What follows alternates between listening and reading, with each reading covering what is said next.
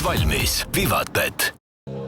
Ja esimesed 2 olid puhtad ja viimasel siis ütleme nii, et algselt nagu siuke vaikselt tagasi õhk välja tulema ja siis 5 kilomeetrit enne lõppu oli rehv tühi, aga õnneks jälle see lõpuosa oli väga aeglane, et eks siis lihtsalt ühe poole nii-öelda kurve pidi vähe rahulikumalt võtma, et rehvi välja peal hoida. Kuidas sa hindad täna nendel kiiruskatsetel nüüd seda enda ja auto koostööd, et kas need tänased katsed sobivad autole natuke paremini või et oled sa tipus olnud kogu aeg?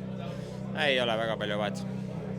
Palju tänase 3 katse tingimused erinevad eilsetest? Ma ei tea, on nad liivasemad, kivisemad rohkem või kuidas need tingimused täna on?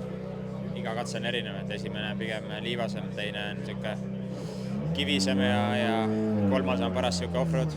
See keskmine katse on väga palju allamäge sõitmist, et kuidas seal pidurid vastu pidasid, kui see oli nendega probleeme ka või selles mõttes auto pidas vastu kenasti?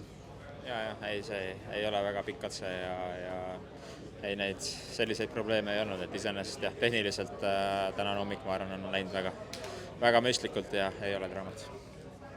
No nüüd teisel ringil heitus Oseega jätkub 15 sekundit, et kuidas see teisel ringile vastu lähed ja see on see sõidetav vahe?